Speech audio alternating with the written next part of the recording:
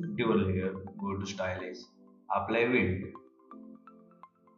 So either you can give right to left or left to right.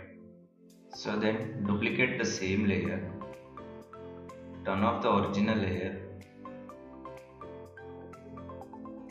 For the same layer, apply wind at least 1 is to 5 time or 1 is to 10 time. So now you can see more wind effect.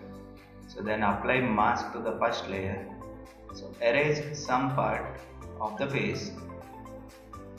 So now you can see the wind effect or wind filter.